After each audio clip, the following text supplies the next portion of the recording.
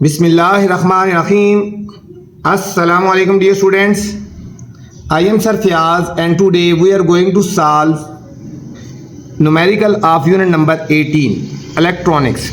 अजीज़ तलबा तलबात, आज हम यूनिट नंबर 18 इलेक्ट्रॉनिक्स के न्यूमेरिकल रिस्पांस क्वेश्चन सॉल्व करने जा रहे हैं बच्चों। चलते हैं बच्चों क्वेश्चन की तरफ। क्वेश्चन नंबर 1 है, in a junction transistor emitter current is 5.82।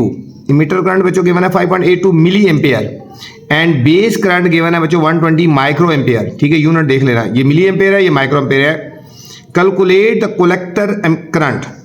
बच्चों हमने कलेक्टर करंट हमने फाइंड करना है इस फर्स्ट क्वेश्चन में। ठीक है, तो चलते हैं बच्चों सॉल्यूशन की तरफ। सिंपल सा क्वेश्चन है, कोई इतना मुश्किल नहीं है, ध्यान से करेंगे तो इंशाल्लाह आपको समझ आ जाएगा बच्चों। ठीक है, एक दो दफ़ा वीडियो देखेंगे तो आपको बिल्कुल समझ आ जाएगा बच्चों। सबसे पहले गिवन क्या है, गिवन डाटा। बच्चों हमें गिवन है इमिटर करंट। क्या गिवन है? Emitter current. हम यहां लिखेंगे इमिटर करंट। इमिटर करंट को बच्चों शो करेंगे, ये करंट हो गया और आई से। इमिटर करंट है बच्चों 5.82 मिली एम्पियर। ठीक है बच्चों, ये इमिटर करंट हमें गिवन है। एंड बेस करंट,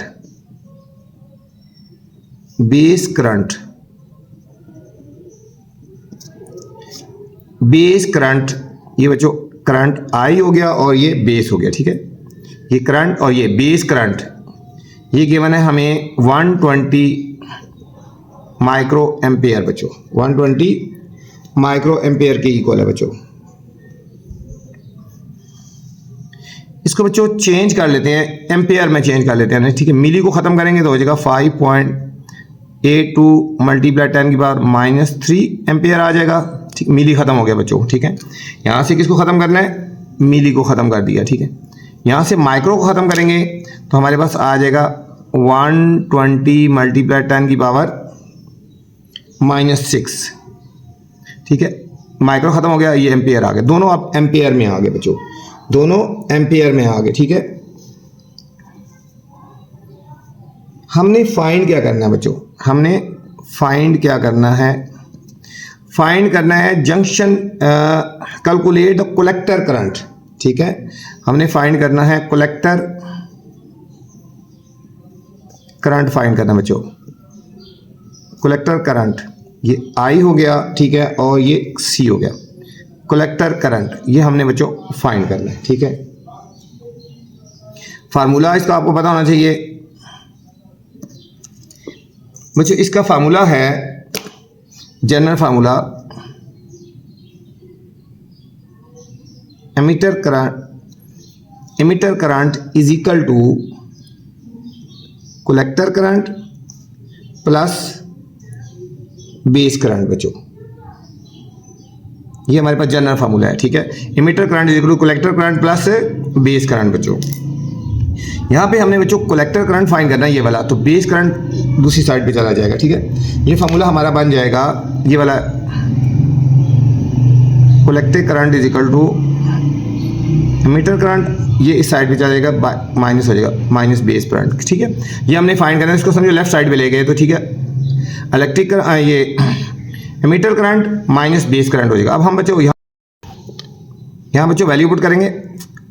ठीक है, एमिटर करंट की 5.82 मल्टीप्लाई 10⁻³ और यहाँ माइनस है बच्चों, यहाँ प्लस नहीं है, क्या है? माइनस है। ठीक है, और बेस की है 120 × 10⁻⁶ हो गया बच्चों। ठीक हो गया, अब यहाँ 10⁻³ है और 10⁻�6 है बच्चों। इनकी पावर्स को हम सेम करेंगे। 10⁻³ है ना, ये 10⁻�6 है। अब इसका बच्चों पॉइंट यहाँ पे लगा, इस पॉइंट को यहाँ से 3 डिजिट इधर लेके जाएंगे तो पावर ऐड हो जाएगी बच्चों। ये हो जाएगा 5.82 10⁻³ माइनस लगा रहेगा बच्चों, और इसका पॉइंट यहाँ से यहाँ तक आया, पॉइंट हो जाएगा 0.120 10⁻⁶, और ये पॉइंट जब यहाँ से 3 डिजिट आया तो ये +3 हो जाएगा बच्चों। ठीक है, पॉइंट को यहाँ से लेफ्ट साइड पे जब मूव करवाया 3 डिजिट तो ये +3 आ गया बच्चों। ये इसलिए गया ताकि इनकी पावर एक जैसी हो जाए बच्चों। ये हो जाएगा 5.82 10⁻³ माइनस ये हो जाएगा 0.120 10⁻³ बच्चों। अब देखो इनकी जो 10 की पावर है बिल्कुल सेम हो गया। अब इनमें से कॉमन ले सकते हैं बच्चों, हम 10⁻³ कॉमन ले लेंगे तो हमारे पास आ जाएगा 5.82 माइनस 0.120 बच्चों। अब हमने इन दोनों को सब्ट्रैक्ट कर लेना है, इन दोनों को सब्ट्रैक्ट करना है। देखो ये कुछ नहीं है, तो 0 0 आ गया, 2 में से 2 के 0, 8 में से 1 के 7 और ये 5 ऐसे हो जाएगा। ये इन दोनों को सब्ट्रैक्ट करेंगे तो 5.700, ठीक है बच्चों। अब इसको सीधा करके लिख देंगे 5.7 इंटू 10 की पावर -3 एम्पेयर आ गया बच्चों, ठीक है। अब 10 की पावर -3 को हम बच्चों ख़त्म कर देंगे तो ये मिली में चेंज हो जाएगा। ये 10 की पावर -3 को सॉल्व कर लेंगे, ख़त्म कर लेंगे तो ये मिली के एम्पेयर को रहना, तो ये मिली एम्पेयर। ये बच्चों हमारा क्वेश्चन नंबर 1 का फाइनल आंसर आ गया बच्चों। ये था हमारा क्वेश्चन नंबर 1। न्यूमेरिकल नंबर 2 है students, for 600 micro ampere base current, ठीक है बच्चों। बेस करंट है 600 micro ampere and 30 micro ampere collector current. ये बच्चों कलेक्टर करंट है और बेस करंट है। How much is the current gain beta, ठीक है। बीटा कितना करंट बेस कलेक्ट करेगा बच्चों, ठीक है। तो कितना करेगा बीटा, कितना जो करंट है वो गेन करेगा बच्चों। बहुत सिंपल सा न्यूमेरिकल है। चलते हैं सॉल्यूशन की तरफ। इनमें बच्चों यूनिट का ध्यान रखना है और कोई मुश्किल नहीं है, ठीक है। यूनिट का आपने ध्यान रखना है। यहाँ लिखेंगे गिवन डाटा, क्या क्या गिवन है बच्चों। एक हमें गिवन है बच्चों base current, base current given है बच्चों, ये IB हो गया 600 माइक्रो एम्पेयर, ठीक है बच्चों। 600 माइक्रो है, माइक्रो को खत्म करेंगे 10 की पावर -6 आ जाएगा, यहाँ नीचे कर लो। 600 इंटू 10 की पावर -6 एम्पेयर आ गया बच्चों, ठीक है। इसको हमने चेंज किया है, माइक्रो को खत्म किया, इसकी जगह 10 की पावर -6 आ गया बच्चों। And 30 milli ampere collector current, और दूसरा बच्चों कलेक्टर करंट, कलेक्टर करंट बच्चों ये है 30 मिली एम्पेयर है बच्चों। अब मिली को खत्म करेंगे कितना हो जाएगा, 10 की पावर -3 एम्पेयर हो गया, ठीक है।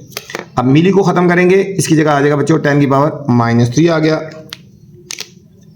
अब हमें चाहिए रिक्वायर्ड करंट,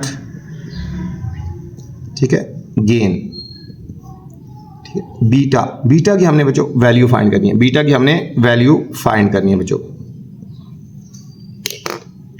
अब हम लिखेंगे बच्चों फार्मूला, ठीक है।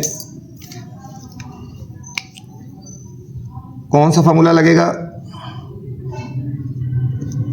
इसमें बच्चों, फार्मूला लगेगा हमारे पास बीटा इज इक्वल टू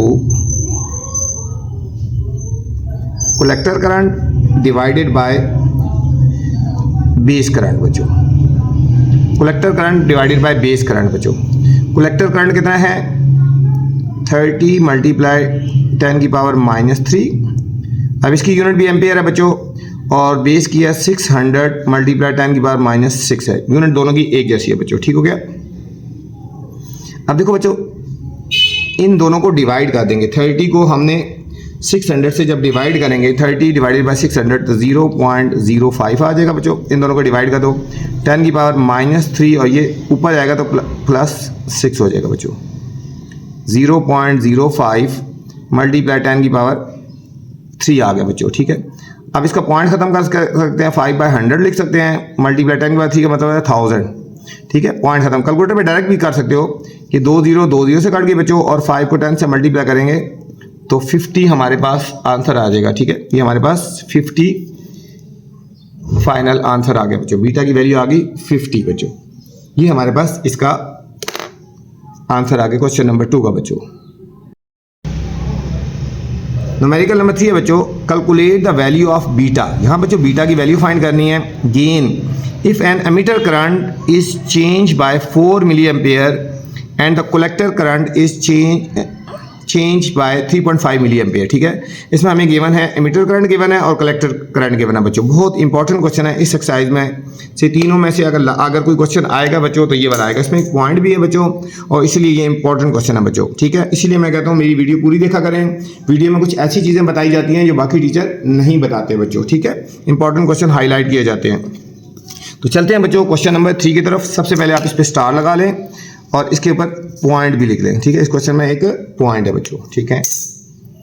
तो सबसे पहले लिखते हैं डाटा, गिवन डाटा हमें क्या है, हमें गिवन है बच्चों इमिटर करंट। क्या गिवन है? Emitter current. Emitter current given है IE 4 मिली एम्पेयर। बच्चों 4 मिली एम्पेयर है। आपको पता है मिली को चेंज करते हैं, मिली को चेंज करेंगे तो क्या होगा, 10 की पावर -3 हो जाएगा बच्चों। 4 × 10 की पावर -3 एम्पेयर, ठीक है। And collector current, collector current,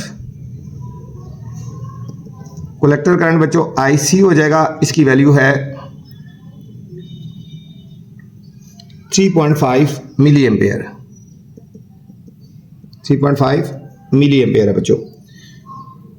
आपकी मर्जी, अगर यूनिट एक जैसी हो तो आप चेंज करना चाहें तो कर सकते हैं, अगर चेंज ना करना चाहें तो कोई मसला नहीं है बच्चों। यूनिट एक जैसे हैं, मिली एम्पेयर है, मिली एम्पेयर, इसको हमने चेंज करने की जरूरत नहीं है बच्चों। अगर यूनिट एक जैसे हैं तो आपको इनको चेंज करने की जरूरत नहीं है बच्चों, इसी तरह रहने दो। अच्छा, बता रहा था मैं आपको 4 मिली एम्पेयर है, मिली एम्पेयर है, तो यूनिट को चेंज करने की जरूरत नहीं है। अगर आप चेंज भी कर लेंगे तो तब भी कोई फर्क नहीं पड़ता बच्चों, ठीक है। इसमें हमने क्या फाइंड करना है? फाइंड करना है बच्चों करंट गेन, ठीक है। करंट गेन बीटा हमने फाइंड करना है बच्चों, करंट गेन बीटा फाइंड करना है, ठीक है। तो फार्मूला हमारा क्या हो जाएगा बच्चों? अभी पीछे क्वेश्चन में फार्मूला लगाया, beta is equal to collector current over base current बच्चों, ठीक है। कलेक्टर करंट की वैल्यू तो हमें गिवन है, बेस करंट की वैल्यू गिवन नहीं है बच्चों, ठीक है। ये देखो ये पॉइंट है बच्चों, बेस करंट की वैल्यू गिवन नहीं है। तो सबसे पहले हमने बेस करंट की वैल्यू फाइंड करनी है बच्चों, इसकी, ठीक है। ये वैल्यू हमें पता होगी तो फिर हमने आगे इसको सॉल्व करना है बच्चों, ठीक हो गया। तो इसकी वैल्यू फाइंड करने के लिए हम ये वाला फॉर्मूला लगाएंगे पहले, एमीटर करंट, ठीक है।